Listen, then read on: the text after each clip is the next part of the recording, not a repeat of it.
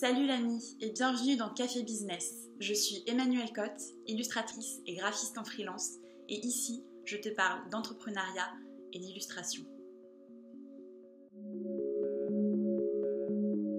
Salut l'ami, bienvenue dans ce nouvel épisode où on va parler de comment sortir du lot, se différencier. Bien sûr, je ne vais pas pouvoir t'apprendre à devenir un petit flocon de neige unique et merveilleux, mais je peux au moins te donner quelques conseils pour te différencier un peu vis-à-vis de la concurrence. Alors avant toute chose, je te conseille vraiment de te poser et d'analyser ton client idéal, celui avec qui tu voudrais absolument travailler. Même si ça te paraît inaccessible à l'instant, vise haut. Donc ce client idéal, qui est-il ? Est-ce que c'est une personne, une entreprise ? Quelle tranche d'âge, quel pays, région, catégorie socio-démographique, style de consommation. De quoi a-t-il besoin ? Quelle est la problématique à laquelle notre offre répondrait ? Un exemple concret, mon client est un groupe de musique qui lance son album, mais n'arrive pas à s'arrêter sur un univers graphique précis. Il a donc besoin de mes services pour l'orienter, traduire son univers musical en images et illustrer leur pochette d'album en fonction, voire créer leur logo, leurs flyers, etc. Et pourquoi viendrait-il chez toi plutôt que quelqu'un d'autre, ce client idéal ? Pour ma part, je répondrais parce que j'ai une triple casquette, illustratrice, donc dessinatrice, graphiste, donc tout ce qui est l'aspect technique, et commercial, capable de comprendre le marché du client et d'orienter le style graphique de façon à attirer le meilleur public. Ensuite, demande-toi quels seraient ses freins à l'achat et comment contrer ces freins. Le fait de rassurer ton client avant l'achat et assurer un bon service après-vente seront des points très très importants. Est-ce que ton client est la même personne que le consommateur ? Bah oui, parce que celui qui paye n'est pas toujours celui qui utilise.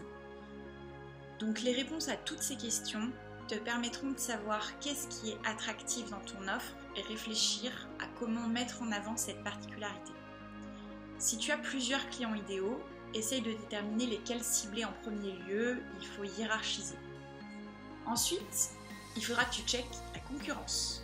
D'une part, les concurrents directs, ceux qui ne se positionnent vraiment qu'avec une offre similaire. Et d'autre part, les concurrents indirects, ceux qui débarquent avec une offre de substitution qui pourra être une autre solution à la problématique de ton client. Donc, ces concurrents, que proposent-ils comme offre ? À la place de ton client, pourquoi aurais-tu envie d'aller chez eux ? Quelle est leur identité visuelle et quelles sont leurs spécialités ? Tu pourras t'en inspirer pour créer ton identité visuelle, mais surtout t'en faire une qui t'est propre, qui ne ressemble à personne, un univers de marque qui fera qu'on saura exactement que cette offre, ce produit, c'est toi et personne d'autre. Et aussi qui nous plongera immédiatement dans ton monde dès l'arrivée sur ton site, sur ta page Insta, etc. D'ailleurs, est-ce que ça te plairait que je fasse une vidéo sur l'identité visuelle ? Dis-le-moi en commentaire, comme ça je ferai s'il y a des demandes. Enfin, il faudra que tu te renseignes sur l'environnement de ton projet, c'est-à-dire son contexte politique, économique, social, technologique, écologique et légal. Pour la faire courte, quel est le contexte actuel qu'il faut prendre en compte ? Peux-tu te différencier avec un message, des valeurs à défendre ? Et quelles sont les évolutions technologiques en cours et sur lesquelles tu pourrais éventuellement surfer. Et là, attention, j'arrive sur un gros conseil. Ouvre bien tes oreilles. Ne pas trop étendre ton offre. C'est ok de tester différentes choses au début, mais essaye de te spécialiser le plus possible. Un client qui aura un besoin particulier préférera forcément aller chez quelqu'un qui est spécialisé que quelqu'un qui sait faire 1000 choses. Je sais que surtout chez les créatifs, on a envie de toucher à tout et on a souvent des milliards d'idées en même temps. Mais c'est comme ça qu'on s'y perd et qu'on ne développe qu'un tout petit bout de chacune de ces idées au lieu de pousser au bout une idée à la fois.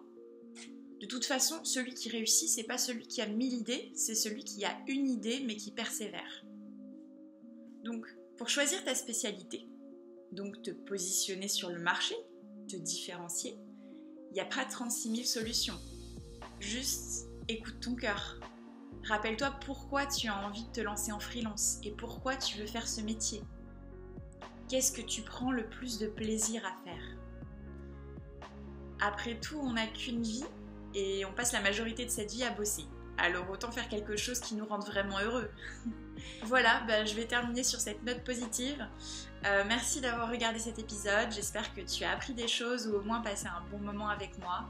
Si tu apprécies mes vidéos, je t'invite à cliquer sur le petit pouce bleu et à t'abonner à ma chaîne si ce n'est pas déjà fait. Je te dis à très vite pour la suite de ce podcast et n'oublie pas de laisser entrer un peu de magie dans ton quotidien.